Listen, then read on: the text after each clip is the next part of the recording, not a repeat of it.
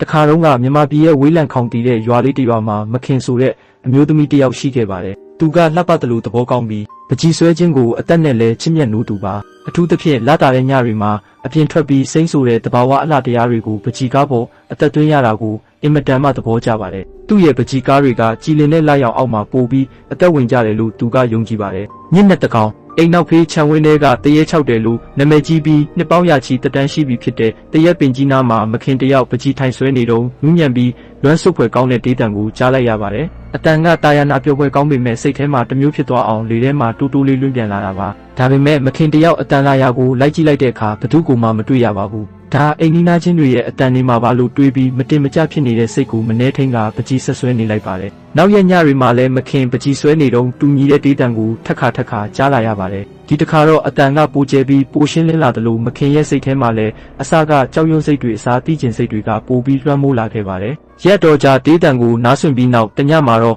ဒေးတံကပိုပြီးထင်ရှားလာတာကြောင့်မခင်တယောက်စုပ်တံကိုချပြီးအတန်လာရတရက်ပင်အောက်ကိုဖြည်းဖြည်းချင်းလျှောက်သွားခဲ့ပါတယ်။တစ်ပင်ကြီးအောက်ရောက်တဲ့အခါမှာတော့လေအေးကတိုက်ခတ်လာပြီးသူ့အနာကဖြတ်တိုက်သွားသလိုခံစားလိုက်ရပေမဲ့ဘသူ့ကိုမှမတွေ့ရပြန်ပါဘူး။ဒါပေမဲ့ပင်စီရဲ့အခေါင်းပေါက်လေးတစ်ခုထဲမှာထူးခြားတဲ့အလင်းရောင်တစ်ခုတောက်ပနေတာကိုသူတွေ့လိုက်ပါတယ်။အနီးကပ်ကြည့်လိုက်တဲ့အခါလာရောင်အောက်မှာတလက်လက်တောက်ပနေပြီးတိမ်မွေ့တဲ့အလင်းရောင်ကိုထုတ်လွှတ်နေတဲ့ရွှေဆွဲကြိုးလေးတစ်ခုကိုတွေ့လိုက်ရပါတယ်။မခင်တယောက်ရွှေဆွဲကြိုးကိုဆွဲယူပြီးအိမ်ပြန်လာခဲ့ပါတယ်။ညကလည်းနဲ့တလောက်ထူးဆန်းတဲ့အဖြစ်အပျက်တွေကြောင့်သူကောင်းကောင်းအိပ်ပျော်နိုင်ခဲ့ခြင်းမရှိပါဘူး။အဲ့ဒီညမှာမခင်တယောက်ထူးဆန်းတဲ့အိမ်မက်တစ်ခုမှတ်ပါတယ်။အိမ်မက်ထဲမှာအမျိုးသမီးတယောက်ကလှပတဲ့မြန်မာဝတ်စုံကိုဝတ်ဆင်ထားပြီးသူ့ရှေ့မှာပေါ်လာပါတယ်။အဲ့ဒီအမျိုးသမီးကငယ်ရွယ်စဉ်ကတည်းကသူ့ကိုခင်မင်ခဲ့ဘူးတဲ့ရွာသူကြီးရဲ့သမီးမကြီးနှောင်းဆိုတာကိုမခင်ချက်ချင်းမှတ်မိလိုက်ပါတယ်။မကြီးနှောင်းကဝမ်းနေတဲ့အပြုံးလေးနဲ့မခင်ဒီဆွဲကြိုးလေးကိုတွေ့တဲ့အတွက်အရန်ကျေးဇူးတင်ပါတယ်။ဒီဆွဲကြိုးလေးကကျမငယ်စဉ်ကတည်းကမျက်နှိုးရတဲ့လက်ဝဲရတနာလေးပါ။မမျှော်လင့်ပဲအသက်ဆုံးရှုံးခဲ့ရပြီးနောက်ပိုင်းဒီဆွဲကြိုးလေးကိုမသိသိနိုင်ခဲ့တာကြောင့်